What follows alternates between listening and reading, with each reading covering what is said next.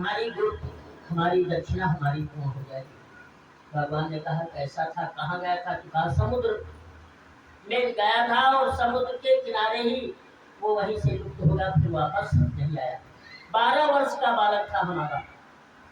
आज भगवान विचार करने लगे, ठीक है माँ आप परेशान हो, हम कोशिश करते हैं आपके पुत्र को लाने के लिए।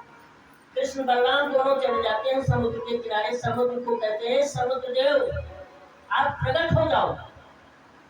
तो जब भगवान ने जब बुलाया तो समुद्र हाथ जोड़ करके खड़ा हुआ कि प्रभु मेरे लिए क्या आदेश है? तो कहा देखो तुमने सांदीपन ऋषि के पुत्र को तुमने अपने अंदर उसे घसीट लिया है, वो जिंदा है या वो मर गया है? तो कहा देव आप मुझसे न पूछें, क्योंकि हमारे अंदर तो कोई चीज रहती नहीं, हम तो सभी कुछ बाहर फेंक देते हैं। समुद्र में कोई चीज फेंको बाहर कर देता, अपने अंदर कुछ रखता नहीं। तो कहा कि वो बालक गया कहाँ? कहीं हमारे अंदर ना जाने कितने जीव जंतु रहते हैं, हो सकता है किसी जीव जंतु में से, लेकिन एक हमारे अंदर एक संचूर्ण नाम का दैत्य है, वो भी इस तरह की प्रवृत्ति रखता है कि बालकों को पाकर तो खींच ले जाता है, उसको स्वयं आहार बना लेता है। तो कहा अच्छा तो कहाँ मिलेगा? अंदर जाना पड़ेगा, वो हमारे किसी बेटा पेट के अंदर बैठा हुआ। अरे समुद्र इतना बड़ा है, अंदर जाओगे कभी तो मिलेगा। भगवान बलराम और कृष्ण दोनों समुद्र के अंदर पहुंच गए।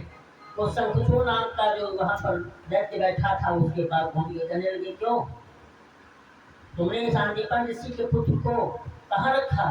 तो कहा मैंने तो अपना आहार बना लिया, मैं क्या खाऊं? मेरे लिए तो जो कुछ जीव जंतु आज मिलते हैं वही खाता हूँ। तो कहा वो तो मारा गया मेरे द्वारा, तो मार करके खा गया। मेरी प्रवृत्ति यही है कि अगर हम जीव जंतु खाएंगे नहीं तो मेरा पेट कहाँ से भरेगा। अब वहां से फिर निकल गए क्योंकि तो कहा हम आपको और कुछ क्या दे सकते हैं, उस पुत्र को तो नहीं देख सकते हैं क्योंकि उस पुत्र को मैंने खा लिया।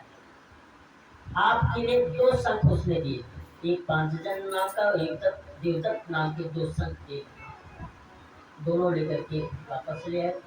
उसके पश्चात एक कृष्ण और बलराम लेकर के दोनों शंखों को लेकर के पहुंच गए यमपुरी को। यमपुरी पहुंचे तो वहां पर जाकर के द्वार पर शंख बजाते हैं। शंख बजाते तो वहां पर यमराज खड़े हो जाते हैं। अरे यहाँ पर शंख किसने बजाया? बाहर द्वार सभा पे जो दरबारी बैठे हुए थे द्वार पर, उसने कहा कि आप लोग कौन हैं? कहा यमराज जी को बुलाइए। यमराज जी को बुलाने के लिए गए। यमराज दौड़ते दौड़ते आए, कौन आ गए, कौन हमारे द्वार पर आ गए? तो देखा तो पहचान गए। कहा प्रभु हमारे लिए क्या आदेश है? कहा देखो 12 वर्ष पहले सांदीपन गुरु के पुत्र ने एक शंखचूड़ नामक दैत्य था, उसने खा लिया था। वो जीव कहाँ? वो जीव कहाँ? तो कहा जीव ही मिल पाएगा, शरीर हम कहाँ दे पाएंगे। कहा तो केवल जीव दे दीजिए और शरीर हम बना लेंगे, आपको शरीर बनाने की जरूरत नहीं, जीव दे दीजिए। वही जीव ला करके यमराज ने उन्हें दिया, ला करके उस बालक को स्वरूप बना दिया भगवान ने अपनी माया से। और बनाने के पश्चात उस बालक को लेकर के साथ वापस आ गए। यमराज ने कहा प्रभु हमें पहले बता दिया होता तो इस यमपुरी द्वार पर तुम्हें ना आना पड़ता। निवेदन किया। कहा ठीक है हम अपने दर से आए हैं, तुम्हारे लिए कोई विशेष वो नहीं था। बालक को लेकर के आकर के वहीं आश्रम के किनारे खड़ा कर दिया। कहा माँ तुम्हारा बालक अगर तुम उसे देखोगी पहचान लोगी कि बालक तो छोटा था, अब इसमें वर्ष का आयु बढ़ गई तो पहचान लोगी। कहाँ प्रयास होगा तो देखेंगे तो पहचान जरूर देंगे। बुलाया, बुलाने के पश्चात कहा देखो ये बालक आपका ही है। तो जो 12 वर्ष का था 20 वर्ष का हो गया। बालक को देखा, माता अनुभवी थी, देखा तो बहुत गदगद हुई। तो कहा ये बालक तुम्हें कहाँ मिला भैया? कहा माता बस और कुछ न पूछो, कहाँ मिला, ये आपका बालक है कि नहीं है? कहा हाँ है हमारा बालक। तो कहा ये आपके लिए उधार है, आपको नमन बंदन करते हैं।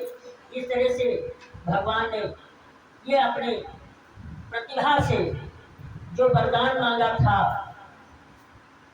वरदान आज भगवान ने उनका संपूर्ण किया। गुरुदेव का ये प्रतिज्ञा किया था भगवान ने कि अगर मैं लाकर के नहु दूंगा तो मैं जीवित नहीं जाऊंगा, यहीं पर अपनी मृत्यु को धारण कर लूंगा। ऐसे भाव से गुरुदेव अपने पुत्र को पा करके, गुरुमाता ने अपने पुत्र को पा करके बहुत ही सराहना किया कि आज आपके रहते हुए मेरा पुत्र वापस आ गया, नहीं कौन देता मैं दिला करके। ये बुढ़ापे का सहारा तो सभी सोचते कि मेरा पुत्र जैसा भी है लेकिन वो मेरे बुढ़ापे का सहारा तो है।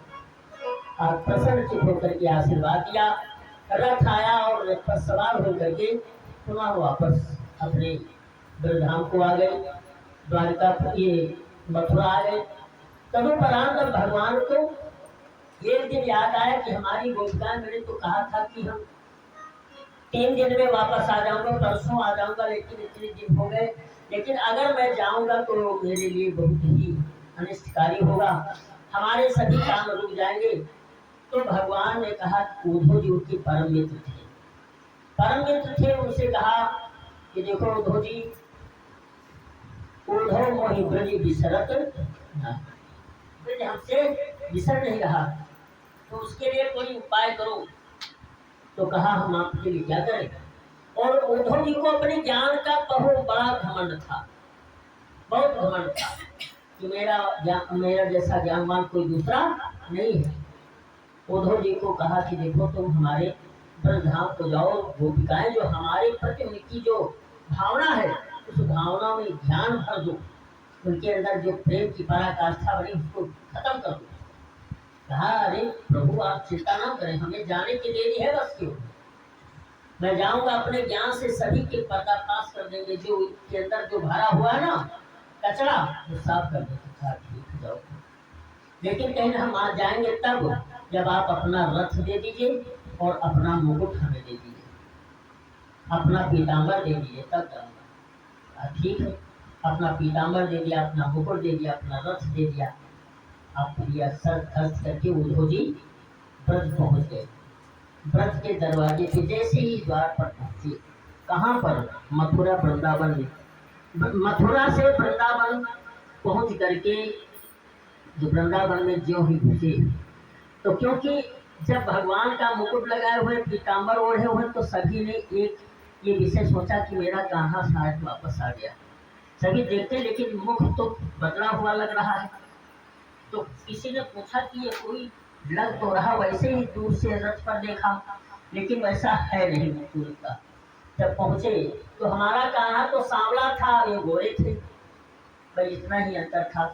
सखियां आकर के खड़ी हो गई और कहने लगी कि आप कौन हैं।